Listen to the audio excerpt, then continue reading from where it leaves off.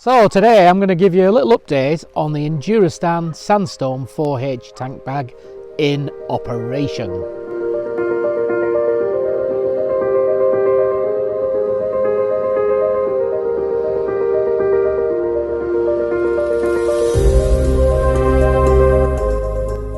So guys, we're going to be talking about the Enduristan Sandstorm 4H tank bag. There is a video outlining the technical details and looking at the interior and really all about the bag. But I just wanted to give you some feedback based on using the bag now for about a week. I've had it fitted to the Honda CB500X permanently, and I've had it out in different weather conditions. So I've had weather like today where it's cold but nice. I've had snow and rain. The bag is said to be 100% waterproof, and it's a bit difficult because the rain I had really wasn't a lot of rain, so I'd rather see how that test goes when it's torrential for a few hours. But so far I've got to say the bag is everything I expected from first look at it, and now that I've got the bag fitted, I've got to say it's absolutely rock solid. So I'll just have I'll show you a little bit in detail where the fitting elements are, and then we'll just discuss what I feel about the bag after this period.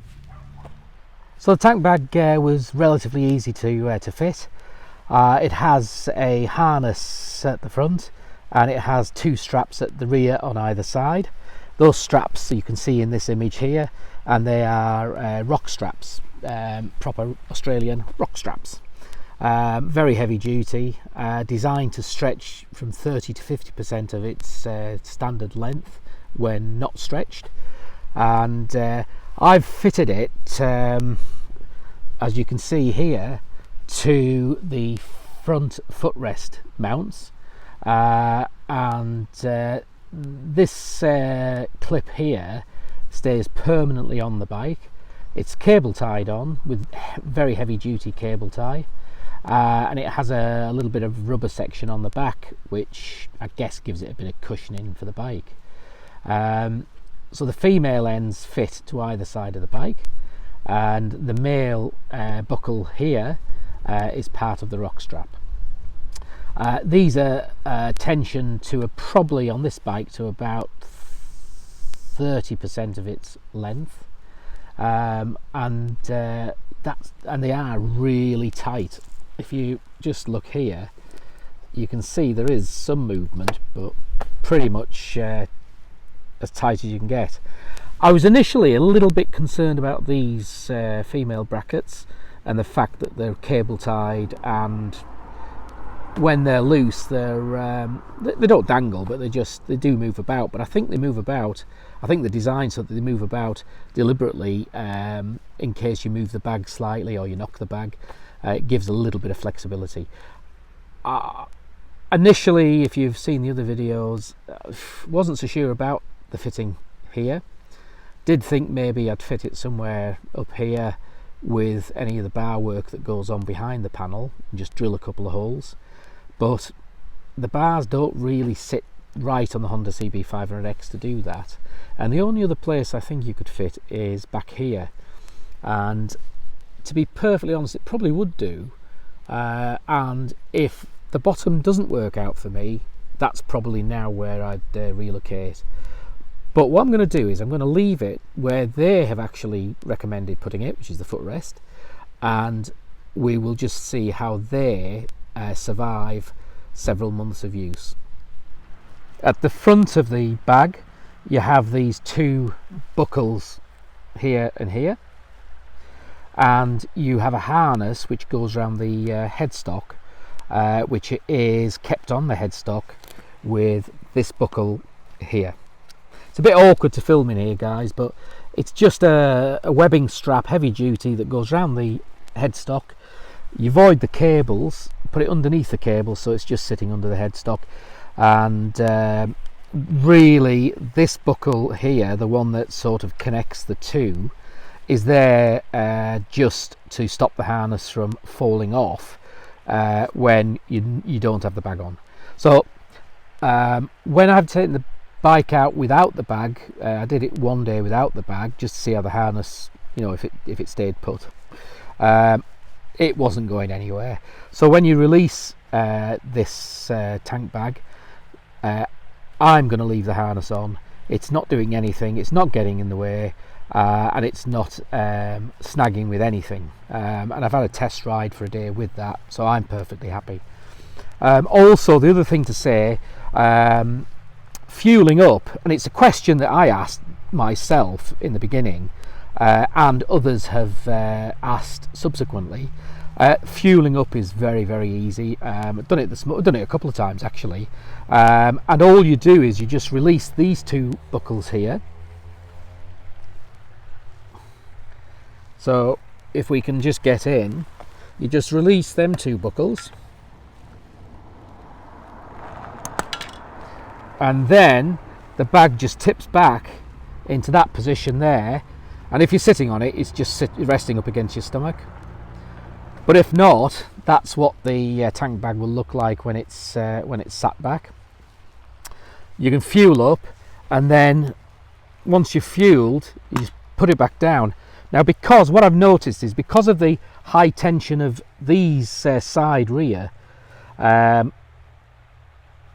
bag needs to be pushed forward for you to successfully clip it back in again.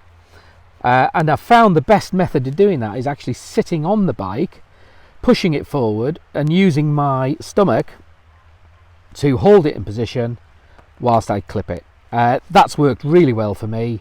You could also just hold it, literally just hold it up into position while you do it, but obviously with operating the camera it's a bit awkward to do that. So you could do it off the bike, but I've found it easier doing it on the bike. And that's basically your fittings. This harness at the front,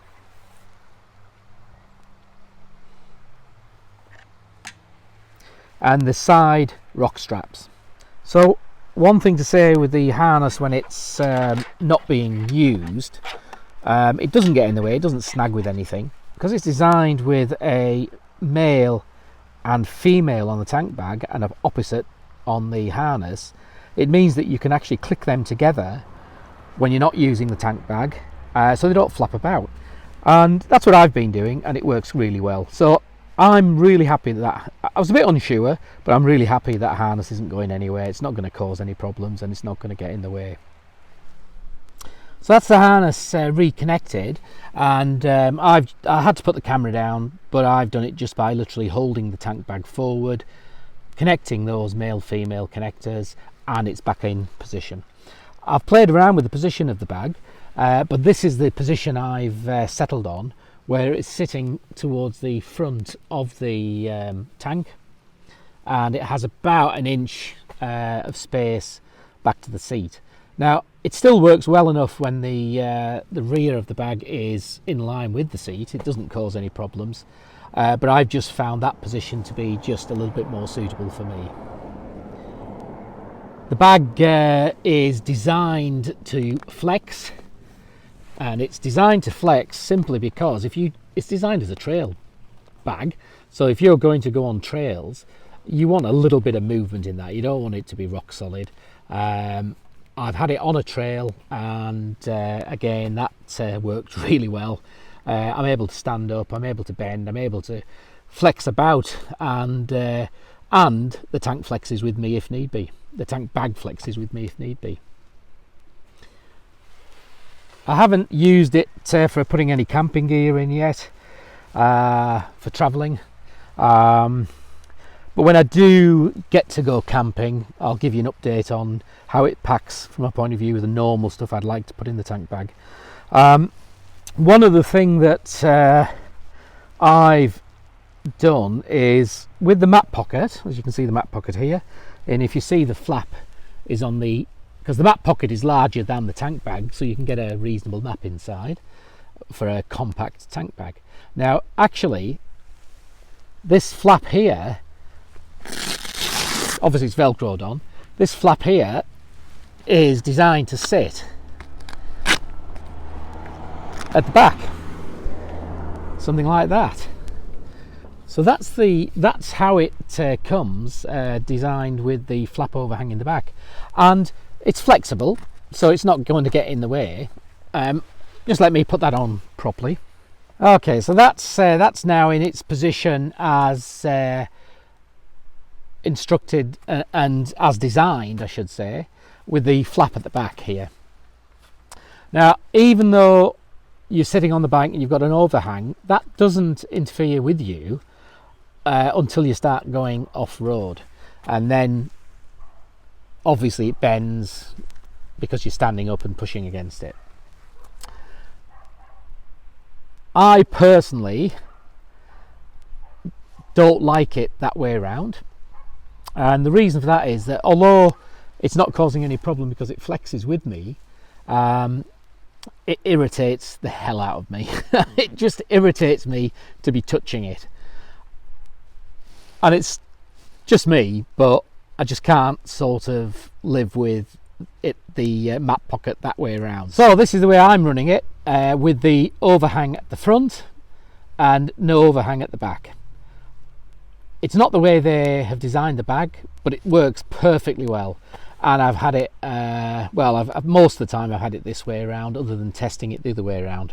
But it clearly irritates me having the overlap and touching that, so this is the way that I'm going to use the mat pocket. Obviously I'll have to see how waterproof it remains in use, but for now that's the way around I'm going to have that bag. Just moving on to the bag itself and the structure. As I say, I've had it on in different conditions, different types of roads, including taking it on a trail.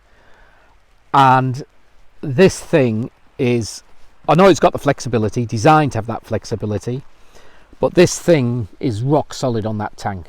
And to be honest with you, that's never going to come off under any conditions unless you take it off physically. So I haven't used it yet as a carry-off bag, but once I do get to use the bag more when the camping season starts, or at least when COVID allows the camping season to start, I'll give a further update in the practical use once I'm travelling with it. But for now, I've got to say, big thumbs up, very pleased with it, and we'll obviously see how it fares over a period of months, if not years.